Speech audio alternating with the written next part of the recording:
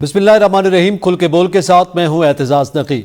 आज के प्रोग्राम में हम जिक्र करेंगे कि पार्टी तैयार है और सड़कों पर आने का जल्द ऐलान करेंगे। बानी पीटीआई का यह पैगाम सामने आया है, इस पर बात करेंगे। इसके साथ साथ आज कौमी असम्बली में मौलाना फजलुर रहमान ने जो गुफ्तगू की है और उसमें वाज़ेह तौर पर उन्होंने कह दिया कि वो एक्सटेंशन के हवाले से हुकूमत की किसी पॉलिसी के साथ नहीं है।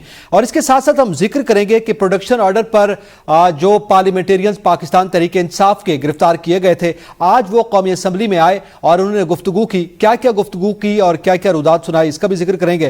पैनलिस्ट में हमारे साथ मौजूद हैं आजम चौधरी, सलमान अनीस, उमर जट और इब्राहिम अब्बासी। तमाम पैनलिस्ट को मैं वेलकम करूंगा।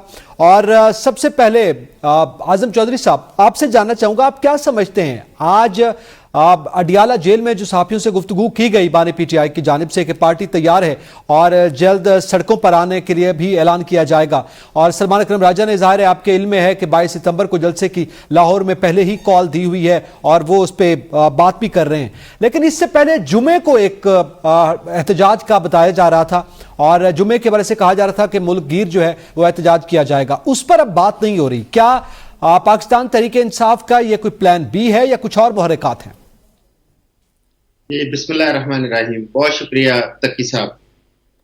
देखें, एहतजाज इस वक्त जो है ना, मैं समझता हूँ कि नौबत पे लाया जा रहा है उनको, और हुकूमत को ये चाहिए था कि बजाय एहतजाज की तरफ जाने के उनके जो जेन्युइन ग्रीवियंस थी उसके ऊपर तवज्जो देती है। अब देखें, पार्लियामेंट के ऊपर जब ये धावा बोला गया हमारी पुलिस की जानिब से या बाकी नकाबपोश लोगों की जानिब से, तो ये इससे क्या हुआ है, इससे पूरा पार्लियामेंट में समझता हूं उसका इस्तेहकाक मजरूब है। और ये सिर्फ और सिर्फ पीटीआई का इशू नहीं था, ये तमाम पार्लियामेंटेरियंस का इशू था, ये मुल्क के मुकन्नना का इशू था कि उस पर तवज्जो दी जाती। और इस किस्म का वाकया जो कि तारीख के अंदर एक स्याह बाब के तौर पर याद रखा जाएगा, उस वहां पे कोई मुदावा किया जाता है। लेकिन हुआ क्या, सिर्फ ये है कि वहां पे प्रोडक्शन ऑर्डर जारी किए गए और उन लोगों को, लेकिन एक जानब जो आप देखें कि एटीसी है वहां से उनके रिमांड दे दिए गए, लेकिन इस्लामाबाद हाई कोर्ट की जानिब से जो एक्शन लिया गया और उनकी दादरसी की गई, जो रिमांड कैंसिल किया गया, उस वजह से थोड़ी सी चीजें नॉर्मलाइज हुई हैं। और स्पीकर ने जो प्रोडक्शन ऑर्डर देते हुए वो असेंबली के अंदर एक जो माहौल वहां पे बड़ा मस्बत सा बना, वो मैं समझता हूं कि एहतजाज ना करने की वजूहात ये है। लेकिन जहां तक इस जलसों की बात है या आइंदा एहतजाज की बात है, देखिए अपोजिशन एहतजाज करती है, अपोजिशन जलसे भी करती है, और जमहूरियत का हुस्न है कि जलसे जुलूस और इस किस्म की सियासी जो तकरीबात है वो होती है, एक्टिविटीज होती हैं। और अपोजिशन जो है उसका जो ये रोल है, इसको हुकूमत को खंदा पेशानी से बर्दाश्त करना होता है, ना कि उसके ऊपर मुकदमात दर्ज कर दिए जाते हैं। सिर्फ एक जलसे को रोकने के लिए कोई ऐसे कवानीन बनाए जाते हैं कि जो कल को उन्हीं सियासतदानों की पैरों की बेड़ियां भी बन जाते हैं। जो कि अभी एक कानून पास किया गया कि इस्लामाबाद के अंदर कोई जलसा जुलूस निकलेगा तो उसकी क्या सजा होगी, तो किस तरह उनके साथ कानूनी तौर पर निपटा जाएगा। इस वक्त पूरे मुल्क के अंदर आप देखें कि एहतजाज चल रहे हैं और एक बेचैनी की सूरत हाल है। आप बलोचिस्तान को सामने रखें, आप केपी को सामने रखें, उसके साथ साथ आप इस्लामाबाद की सूरत हाल देखें। देखिए, चीजों को ठंडा करने की जरूरत है, नॉर्मलाइज करने की जरूरत है, इसको बढ़ावा देने की जरूरत नहीं है। अब आप क्या करना चाह रहे हैं, सिर्फ और सिर्फ अपने मकसद के लिए जजों की उम्र जो है उसको बढ़ाने जा रहे हैं, उसके लिए कानून साजी करने जा रहे हैं, जिसका फायदा ना इस कौम को पहुंचने जा रहा है, ना इस मुल्क को पहुंचने जा रहा है। बल्कि हो सकता है कि 2-4 साल बाद आपको दोबारा जरूरत पड़े एक नई तरमीम की, नई कानून साजी की, कि जो 2024 में एक नई कानून साजी की गई उसको खत्म करने के लिए एक तरमीम करना पड़े। आप ऐसी तरमीम क्यों लेके आते हैं जो सिर्फ आपके जाती मुफादात या आपके टेन्योर को मजबूत करने के लिए होती हैं, उससे अवाम और मुल्क का फायदा नहीं होता। लेकिन आजम चौधरी साहब, क्या पाकिस्तान तहरीक इंसाफ ने इस सारी सूरत हाल के पेश नजर जुमे का एहतजाज मुअख्खर किया? जी, जुमे का एहतजाज मुअख्खर करने की बुनियादी वजह मैंने आपको बता दी। एक इस्लामाबाद सुप्रीम कोर्ट की जानिब से उनको थोड़ा सा रिलीफ देना, दूसरा जो प्रोडक्शन ऑर्डर जारी किए स्पीकर ने, वो भी अपोजिशन का एक थोड़ा सा मरहम रखने के मुतरादिफ था। लेकिन उसमें जो आईजी इस्लामाबाद है उन्होंने तो हर चीज एक्सपोज कर दी, उन्होंने स्पीकर का रोल भी एक्सपोज कर दिया अपने बयान में। उन्होंने कहा कि हमने जो कुछ किया है ہم نے تمام رولز کو فالو کرتے ہوئے کیا، اور جو اسمبلی کے رولز ہیں وہ یہ کہتے ہیں کہ پارلیمنٹ کے اندر اگر آنا ہے یا پارلیمنٹ کے باہر کسی پارلیمنٹیرین کو اگر گرفتار کرنا ہے تو اس میں اسپیکر کی پریور جو اجازت ہے وہ ہونی ضروری ہے. اس کا مطلب ہے کہ آئی جی اسلام آباد کلیئر کر رہے ہیں کہ انہوں نے اسپیکر کی وہاں پہ اجازت لے رکھی تھی جو پارلیمنٹ یا لیکن یہ بات آج جیسے کہ عمر ایوب نے بھی بات کی ہے کمیشن، اس میں مزید بھی تھوڑی بات کریں گے، لیکن میں سلمان یہ سب آپ سے جاننا چاہتا ہوں. سلمان اکرم راجہ نے کہا کہ 22 ستمبر کو لاہور میں جلسہ ہوگا اور ہر حال میں ہوگا. پی ٹی آئی کی اکثر قیادت پہلے یہی بات ہی کر رہی ہے. دوسری جانب پنجاب حکومت نے سختی سے نمٹنے کا جو ہے وہ عندیہ دیا ہے، تو آپ کیا سمجھتے ہیں 22 ستمبر کو لاہور میں ہم کیا منظر دیکھیں گے؟ بڑا جی وہی جو سرکس چل رہا ہے اسی طرح کے مناظر دیکھیں گے، وہی پکڑ دھکڑ ہوگی، وہی راستے رکھے جائیں گے، روکے جائیں گے. جس طرح پہلے کنٹینر اسلام آباد میں تھے اسی طرح کنٹینر لاہور میں ہوں گے. عوام جو ہے وہ کھجل خوار ہوگی، اور انہوں نے کیا کرنا ہے، اس کے علاوہ کیا کر سکتے ہیں. اور جہاں تک حکومت کے ریاکشنری بیانات کی بات ہے تو آپ خود دیکھیں نا، اب یہ ساری بات تو یہ کر دیتے ہیں کہ جی یہ جمہوری حق ہے اور یہ سارا کچھ ہونا چاہیے، اور اسلام آباد کے اندر جو ہے وہ یہ سیاسی اجتماعات کے اوپر جو ہے وہ پابندی عائد کر دی ہے. او ہو بہت ظلم ہو گیا. یہ نہیں بتا رہے کہ علی امین گنڈا پور صاحب جو وہ آئے ہیں انڈر دا انفلوئنس پتہ نہیں کس چیز کا، وہ I don't want to say on the national TV کہ وہ کس بڑک کے اندر آئے تھے، کس سٹیٹ آف مائنڈ میں وہ آئے تھے، کیا وہ کہنا چاہتے تھے، کیا وہ کہہ کے گئے ہیں. تو اس قسم کی بیان بازی اگر ہوگی اور اس قسم کا جو ہے وہ ٹیمپرامنٹ آپ دیکھیں گے، وہ بھی ایک ذمہ دار پولیٹیشین سے، چیف منسٹر ہیں وہ کے پی کے، تو وہ پھر اسی قسم کی بیان بازی دوسرے اینڈ کے اوپر سے بھی ہوگی. And obviously it's not good for anyone. جو عام آدمی ہے اس نے ایونچولی سفر کرنا ہے. اب یہ جو بانی پی ٹی آئی نے جیل سے ایک اور بیان دیا ہے کہ جی لوگ نکلیں سڑکوں کے اوپر اور سٹریٹ موومنٹ جو ہے وہ شروع کی جائے. جی بالکل، لوگ آ جائیں، اپنے بچوں کا جو ہے وہ خوار کریں، پیش کر دیں، کیونکہ مسیحا جو ہیں وہ اب جیل سے بیٹھ کے ایک نیا انقلاب لے کے آنا چاہ رہے ہیں. اب ان کو جیل تنگ کرنا شروع ہو گئی ہے. یہ سارا انقلاب اس وجہ سے برپا ہے کہ مجھے جیل سے نکالو کسی طریقے سے، کو کرو ڈیل، ان کو راضی کرو یا ان سے راضی کرواؤ تاکہ میں باہر آ سکوں. میرے بچے تو آئیں گے نہیں اس سارے کے سارے انقلاب میں. آپ لوگوں کے بچے آئیں، وہ خون کی ندیاں بہائیں، وہ اسٹیبلشمنٹ سے لڑیں، وہ گورنمنٹ سے لڑیں اور مجھے باہر نکالیں. اور جو میرا ایجنڈا ہے اور جو میرا خواب ہے اس ملک کے اندر دوبارہ آ کے حکومت کرنے کا اور اس ملک کا مزید بیڑا غرق کرنے کا، وہ پورا کریں. تو یہ اس کے علاوہ ان کا کیا ایجنڈا ہے، اس کے علاوہ یہ کیا کنٹریبیوٹ کر سکتے ہیں، کیا کنسٹرکٹیو چیز انہوں نے کسی غریب آدمی کے لیے کنٹریبیوٹ پہلے کیا جو یا اب کریں گے. تو ٹھیک ہے. اچھا، اب اس میں صورتحال جو ہے وہ وہی ہوگی جو پہلے ہم دیکھیں 22 ستمبر کو بھی. عمر جٹ صاحب، آپ کے نزدیک جیسے ابھی سلمان بھی یہ بات کر رہے ہیں کہ ایک بیان ظاہر ہے بانی پی ٹی آئی کی جانب سے سامنے آیا ہے، انہوں نے کہا اسٹریٹ موومنٹ کے لیے تیار رہیں، پوری قوم کو اس کے لیے تیاری کرنی چاہیے، اور ہماری تحریک تو جمہوریت کے لیے جہاد کے مترادف ہے. تو آپ کیا سمجھتے ہیں کہ جیل میں بیٹھے ہیں خان صاحب اور وہ ظاہر اس کی کال بھی دے رہے ہیں، اس سے پہلے ہم نے 8 ستمبر کا جلسہ بھی دیکھا ہے، کتنی حد تک وہ عوام کو باہر نکالنے میں کامیاب ہو پائیں گے، بالخصوص پنجاب میں اور لاہور میں جلسے کے حوالے سے، کہ جہاں سے مزاحمت کے حوالے سے پہلے ہی باتیں کی جا رہی ہیں حکومت کی جانب سے؟ السلام علیکم جی، تھینک یو، بہت شکریہ.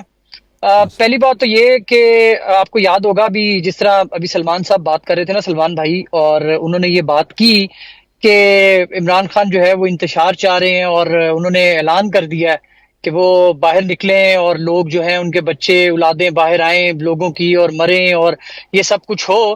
تو یہ عمران خان چاہ رہے ہیں. تو میں ان سے میرا تو سوال یہ ہے کہ وہ جس غریب کے پر مرہم رکھنے کی امید عمران خان سے لگا کر بیٹھے ہیں، جو 1.5 سال سے جیل میں ہے، تو جو 1.5 سال پہلے حکومت کر چکے ہیں اور اب پھر مسلط ہیں، وہ کون سا غریب کی بات کر رہے ہیں؟ وہ اپنے مفادات کے لیے لوگوں ایم این ایس کو بھی اٹھا رہے ہیں، وہ اپنے مفادات کے لیے لوگوں کے گھروں پر لوگوں کے ماؤں بہنوں کو اٹھا رہے ہیں، وہ اپنے مفادات کے لیے آئے روز ایسی قانون سازی لا رہے ہیں، وہ ایک آئینی ترمیم کے لیے کوششیں کر رہے ہیں. تو یہ مجھے بتائیں کہ پھر وہ ان کو کیا کہا جائے؟ اگر عمران خان غلط کر رہا ہے تو ان کو پھر کیا کہیں گے؟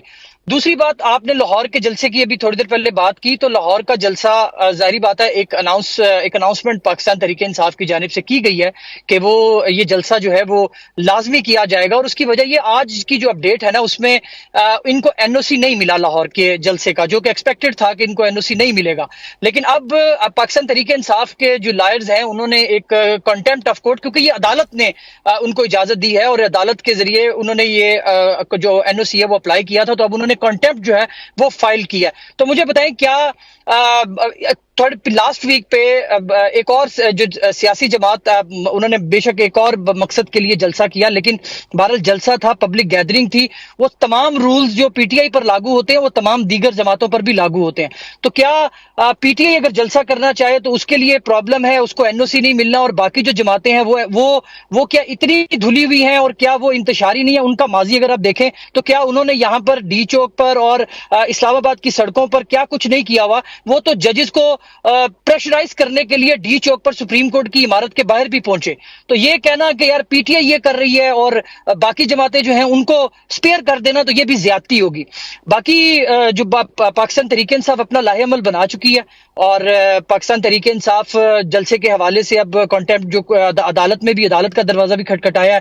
اب آگے وہ کیا اس کو ان کی اسٹریٹجی کیا ہوگی؟ کیونکہ سلمان اکرم راجہ آج بھی عمران خان سے ان کی ملاقات ہوئی، اور اس ملاقات میں عمران خان نے ان کو کچھ ہدایات بھی دیں، اور اب وہ اس حوالے سے سیاسی جماعتوں کے ساتھ ملاقاتیں بھی کریں گے. کیونکہ پہلے پاکستان تحریک انصاف کا جو سیاسی جماعتوں کے ساتھ رابطہ تھا وہ پاکستان تحریک انصاف کی سینئر لیڈرشپ کر رہی تھی، لیکن وہ مثبت نتائج سامنے نہیں آ رہے تھے، بلکہ بیچ میں ایسے معاملات تھے کہ تمام جو لیڈرشپ ہے وہ ایک پیج پر نہیں تھی، متفق نہیں تھے. کچھ سیاسی جماعتیں اور بالخصوص مولانا فضل الرحمان کے ساتھ بات کرنے میں ہچکچاہٹ کا سامنا کر رہے تھے، اور کچھ جو پاکستان تحریک انصاف کے لوگ ہیں وہ یہ چاہتے تھے کہ یہ معاملہ آگے بڑھے. تو یہ عمر ایوب پہلے اور اسد کیسر اس سارے معاملے کو دیکھ رہے تھے، لیکن ابھی لگ نہیں رہا کہ وہ ان سے کوئی مثبت نتائج سامنے آیا. تو اب اطلاع یہ ہے کہ سلمان اکرم راجہ کو یہ ٹاسک دیا ہے اور وہ جا کے دیگر جماعتوں سے بھی بات کریں گے. اب اس میں پاکستان تحریک انصاف نے کہیں یہ نہیں کہا کہ جو یہ حکومت ہے وہ پاکستان تحریک انصاف کو دے دی جائے. پاکستان تحریک انصاف نے کہیں کسی جماعت کے ساتھ بات چیت میں یہ نہیں کہا کہ بھئی یہ ہماری پارٹی کو کسی چیز میں فائدہ، بلکہ عمران خان اور پارٹی کا موقف جو ہے وہ ایک ہی ہے کہ جو صاف شفاف انتخابات اور جو مینڈیٹ ہے عوام کا، جو 8 فروری کا مینڈیٹ ہے، وہ انہیں واپس ملنا چاہیے. تو اب یہ کوئی غیر جمہوری مطالبہ تو ہے نہیں کہ جس کے اوپر آپ پاکستان تحریک انصاف کو مورد الزام ٹھہرا دیں کہ وہ انتشاری ہے. وہ تحریک انصاف جو ہے وہ یہاں پہ انتشاری، یہاں پہ تو چند دن پہلے جو سپریم کورٹ کے اوپر پریشرائز کرنے کے لیے یہاں پر جتھے آئے، وہ کون لے کر آیا؟ وہ کس نے ڈی چوک کے دروازے کھولے؟ وہ بھی اگر چیزیں سامنے آئیں گی تو پھر نظر آ جائے گا نا کہ کون صورتحال واضح ہو جائے گی، انتشاری نہیں ہے. ٹھیک ہے، آپ 22 اگست کا حوالہ دے رہے ہیں. اچھا، اسی میں ابراہیم آپ سے جانتا ہوں، اسلام آباد ہائی کورٹ میں آج عمران خان کے ملٹری ٹرائل کے حوالے سے بھی ذکر ہوا، اور جسٹس صاحب نے یہ پوچھا وفاقی حکومت سے کہ آپ بتائیں کوئی واضح موقف آپ کا آنا چاہیے کہ آپ ملٹری ٹرائل کرنے جا رہے ہیں یا نہیں کرنے جا رہے. تو ظاہر ہے اس موقف کے حوالے سے بتائیے گا کیا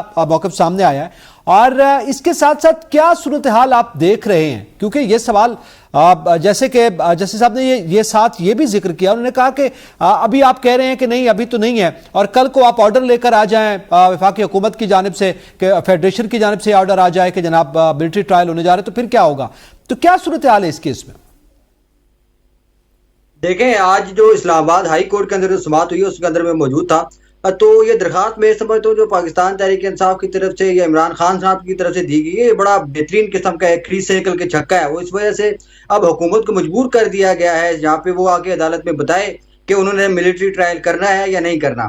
اب دو ہی راستے بچے ہیں، یا وہ کریں گے یا نہیں کریں گے، اس کا جواب انہوں نے لا کے دینا ہے، یا پھر تیسرا راستہ یہ ہو سکتا ہے کہ وہ وقت مانگ لیں. جو پروسیکیوشن ہے یا سرکاری وکلاء ہے، اٹارنی جنرل ہے، ایڈیشنل اٹارنی جنرل ہے، وہ آگے جو ہے وہ عدالت میں یہ کہہ دیں کہ ہمیں جو ہے وہ وقت دیا جائے، ابھی حکومت نے اس کے اوپر ڈیسائیڈ نہیں کیا. البتہ آج جو 2 حصوں میں جو ہے اس کیس کی سماعت ہوئی، پہلے حصے میں جو ہے وہ عدالت کو یہ بتایا گیا کہ یہ جو معاملہ ہے اس میں وفاقی وزراء ہیں، جو D G I S P R کی پریس کانفرنس کے حوالے سے بھی بتایا گیا کہ انہوں نے بھی اندیا دیا ہے کہ بانی چیئرمین پی ٹی آئی یا عمران خان صاحب جو ہیں ان کا جو ہے ملٹری ٹرائل کیا جا سکتا ہے، جس کے اوپر جسٹس میاں گل حسن اورنگزیب نے بڑا دلچسپ آبزرویشن دی. انہوں نے دونوں کو کہا کہ یہ دونوں سیاسی بیانات ہیں. البتہ میں جو ہے وہ اٹارنی جنرل آفس کو یہ ڈائریکشن دیتا ہوں کہ وہ ہمیں پتہ کر کے بتائے کہ اس کے اوپر حکومت کی کیا جو ہے وہ رائے ہے. अब जिस वक्त दूसरा दौर शुरू हुआ इस समाअत का, तो उसमें जो एडिशनल अटॉर्नी जनरल थे वो अदालत में आए। उन्होंने बताया कि हमें तो अभी हुकूमत की तरफ से इसका इल्म नहीं है, हुकूमत से रब्ता तो खैर नहीं हो सका, ना हमें इस बारे में मालूमात जो है फराहम की गई। अलबत्ता मेरी जाती राय है कि मिलिट्री ट्रायल जो है वो नहीं होगा।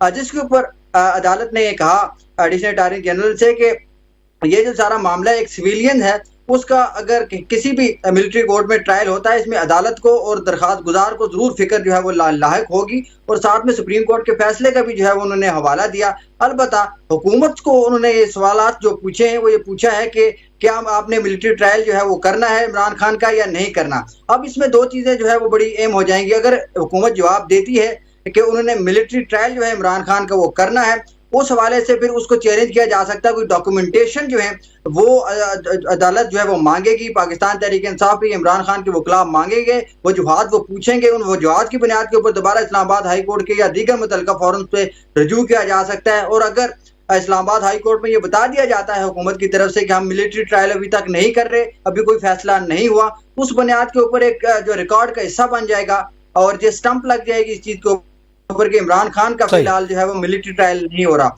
अलबत्ता जो आज की जो समाअत थी उसका निचोड़ अगर हम बात करें, उसका ये निकला है कि जो जज का जो माइंड है, खासतौर पर जस्टिस मियां गुल हसन औरंगजेब साहब का, वो एक जाहिर कर चुका है वो चीज के जो मिलिट्री ट्रायल के हवाले से जो बातें हो रही हैं वो सिविलियन का मिलिट्री ट्रायल इस वजह से नहीं हो सकता क्योंकि जो दीगर 102 लोगों का मिलिट्री ट्रायल हो रहा है उसमें जस्टिस सरदार तारक मसूद साहब ने जो है वो एक बहुत अहम रोल अदा किया था उनको वहां पे पहुंचाने के लिए।